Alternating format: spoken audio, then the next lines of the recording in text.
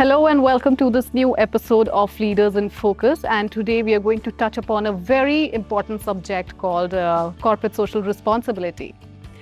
Corporate social responsibility, or CSR as you know it, is no longer just about giving back.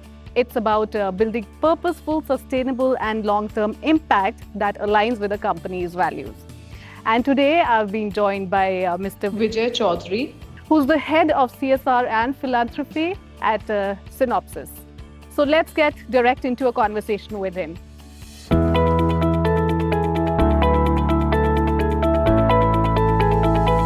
Hi Vijay, thank you for joining me today to talk about this very important element, I think, corporate social responsibility.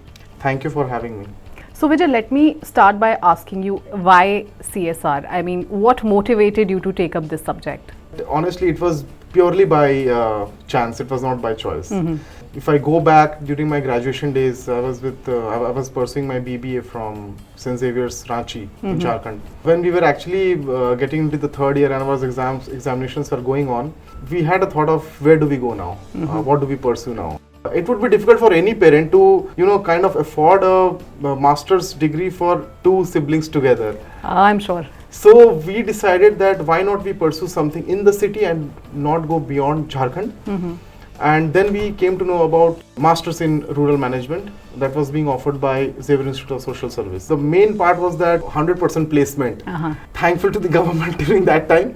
They announced this in Companies Act 2013. And by 2014, CSR rules were enforced.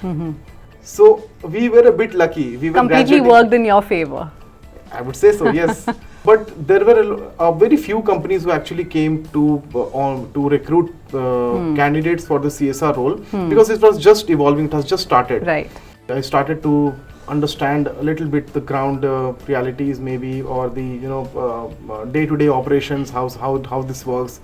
Gradually, I felt that this thing is on the verge of becoming an industry altogether. Right. And today, CSR is an industry, it like is. any other industry. So imagine 29,000 crores being invested in a country only from this function. Only an industry can do that. It is not a subset of business anymore. It has emerged as a proper industry. So that is why CSR. Wow, you're quite lucky, and I must say you've had quite a journey yourself, and I'm sure it must not have been a cakewalk initially. Definitely it was not. You have a diverse professional experience. You've worked across industries like pharmaceuticals, IT and consulting. What is it that shaped your approach to creating effective CSR strategies? CSR today has actually evolved as an industry. Rightly mentioned by you, I was a bit lucky because the industries that I've worked on is very diverse. Like manufacturing, they're very core. They have their own plant, they have their sites. Right. On the other side, IT and the software side, they don't have that. And the management consulting, they are catering to n number of corporates. Right. To strategize, plan, create frameworks around how they should be doing their corporate social responsibility, how they should be handling their corporate social responsibility of charter. So having a grasp of what happens on ground, having a grasp of what other companies are doing, because you get exposure to a lot of companies, a lot of activities, a lot of engagements, a lot of projects. That actually helped me a lot. So now I understand why companies actually need to go to other regions. Right. Just a small example, in any CSR report you would see that certain states capture most of the CSR investment. Maharashtra, Gujarat, Telangana, Delhi. But if you talk about Bihar, Jharkhand, Northeast, it's very, very, very less. Why? Because corporates are not there. Right. So by the virtue of this law, a discrepancy has been created. I tried to develop something which is a balancing, which kind of balances everything. So here we do have a focus on areas where do not have operations. We don't mind. For us, national priorities are biggest. We don't differentiate, and I think this is a good thing for other corporates also to practice. It gives a chance to go to other regions, do something good, and shows that selfless attitude. Otherwise, we are just being selfish in doing things in our periphery. But this thing holds true mostly for manufacturing industry. They do have their manufacturing plants, which is again emitting emissions, and degrading the lives there. Companies have been doing CSR from a long time, and during that time CSR rules are not even there. Main point of doing CSR was only looked as a compensatory activity. We are degrading something, why not we compensate with doing something good? Okay. Then it was crafted as a charter, and then it was presented and it was made mandatory for certain section of companies. We have education, community and environment. And in most of the organizations you would see that they have these broader focus areas for a period of 5-10 years. Right. But what I see is missing, they don't have subcategories. It should be in a very granular form. Number 1 is regional preference, number 2 is the focus areas. Number 3 is the investment part, funding pattern basically. We, from the last 3 years, we actually planned to, cater to an aspirational district. Now the aspirational blocks has also come. It is a good way of corporates, they can actually go to the blocks as well. Now it's not district. District is a huge thing. Now they have created, Niti have announced aspirational blocks. I think for corporates it is easy to pick and choose those blocks and invest in a period of 3 years. We are doing it in Darang, an aspirational district in Assam. Okay. For 3 years we thought we will be doing this, and then we'll move out to another aspirational district, and we have already started planning that, a village development program. Okay. I hope it materializes soon, because it needs a lot of planning and a lot of rapport building in the communities to develop an integrated village development program. Today, if every corporate, and I keep saying this in all the forums I attend, if they allocate 2 to 5% also to any of the aspirational blocks for 3 years and then move to other aspirational district or block, you will see a transformational change. And if tomorrow Ministry of Corporate Affairs notifies that every company, every corporate has to invest 3% or 4% of the CSR kitty to an aspirational block, companies will have to anyway do it. They will. So why not you do it right now? Another component is we do keep a budget for projects which can actually engage our employees. Because what we believe is communicating the social intent of the company to your employees is equally important. It is. The fourth thing in the strategy will be the type of projects. Today, if you look at sustainability parameter or the component of sustainability in CSR, not all projects have that sustainability angle. It cannot have. Suppose I am sponsoring the education of 100 underprivileged children. Just assume. What after that? I started to support them from grade 1. I continued the support till grade 10th. But what after that? But if I am actually training and upskilling people for employability or entrepreneurship, the sustainability component or the sustainability angle is the biggest there. It is. Number 2 is the infrastructure.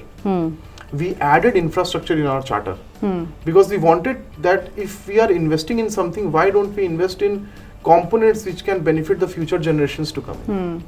Today we are setting up infrastructure in schools so that even if you move out tomorrow, the infra will be still there. And while we support the infrastructure, we also train the existing teachers so that the school doesn't have to bear the cost of additional teachers. So we move out, funding is stopped, still the program continues.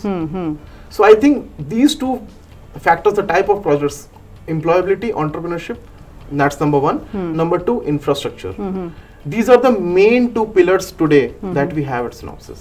So I think you've had the best of both worlds with corporate as well as with the consultancy. Absolutely, yes. And probably that's why you could list down all those components so well. Interesting answer, I must say. Okay, this brings to my next question, which is what skills or habits would you say modern day professionals must have to succeed today? There is a term called entrepreneurial mode. Even if you are not an entrepreneur, you are working, you have a daily job like mine, but you take your job and work in an entrepreneur mode, I think that's the best thing you can do. And then I think it makes it very, very easy. That's number 1. Number 2, everybody has that X factor in them. What I feel is you should not let go of that X factor. Never. Time will come when it will be appreciated and you will be rewarded for that. You will be benefited with that. So I don't think you should let go of that X factor. With anything. In a project, we all understand, we two are working in a project, you have certain skill set which I don't have. But those skill set might not be relevant to this project, which doesn't mean that the skill sets are not important. So we need to change with the, the requirement, but it should be for the period of time. We should not change ourselves for long. Like, these are the traits that I have. I know that these are good for me. I think this will land me somewhere, and that somewhere will be there. Wow. Don't worry for that. The third part is perseverance. Why I say perseverance? Because you mentioned modern day professionals. Right. I am visioning professionals who, because I am going back in my days, right, coming from the college, joining a formal job setup. What happens is there are two parts to it. Number one, the job that you are doing right now, you might not understand the value of it, but the larger outcome is bigger. Right. Way bigger. So you need to only think that, okay, this is a part of something that's very much huge for the company, and my contribution could be only 2% of it or 0.5%, and I'm okay with that. But you need to keep on going with that. If the first time and the first instance you feel that, well, what am I doing? I'm just filling up some Excel sheets from random sheets, but you don't actually know how these sheets are going to be used. Right. Adding to that, whatever you are doing, you should understand why you are doing. It must be some random sheets for you, but why is it being filled? What is going to be the use of it? That at least you should know. Right. If not, do anything about it. The another part to it is, sometimes I have seen a lot of my lot of folks from my college. A lot of them wanted to reach to the heights in no time. I think that's a negative sign, and you should not think of that. It will take time, but you will reach there. But at least do the things which are required in your level. Right. I could have said easily analytical skills, AI skills, digital technology, but I said I will not go with the most Google terms. This is coming from life experience and experiences which I have actually lived with those experiences. Right. I have lived those days with some of my junior folks that they used to say, I want to be the head of CSR in this company, but see, they have asked me to fill this nonsense Excel sheet. So I'm like, okay, you want to go there, but you don't want to do this. So I think that mindset has to go, and that's why I say you need to understand that it will take time. It will take time. It will not be. It doesn't happen in a day or two, or in a fortnight. It will never happen. So these are the traits which. So very interesting, I think, pieces of advice that you've given to the modern day professionals. But before wrapping up, a very quick question about one piece of advice that was given to you and that stayed with you forever. I think I would say two pieces of advice. Number one was, because the domain that I am into, if I am not emotionally attached to the end beneficiaries, I think that will benefit me in the long run and to them as well. Because when you are getting emotional looking at a beneficiary or observing a beneficiary, I think you are missing out on the big picture, on the larger picture. If you need to know the why, reason why, you need to, okay, fine, I understand that this is a pain point, but why is it happening? Don't let your emotions come in between, and then only you will be able to figure out. Right. Otherwise, you will be stuck in a very narrow picture. That's number one. Number two was, someone told me that, in the earlier stages of your career, work with management consulting firm, be it any like Big Fours or the Accenture, BCG, but you should work for 2 to 3 years or even longer before going to any set industry. I think management consulting grooms you in another level. You get so much of exposure, and today I think a lot of credit I give to my experiences. My tenure with KPMG, my tenure with Deloitte, I think I give them a lot of course my first organization Jubilant is always special because I started my career with. So you got your best 2 years. Best 2 years, yes, best 2 years. So I think these are the two advices that I got actually helped me in shaping my career.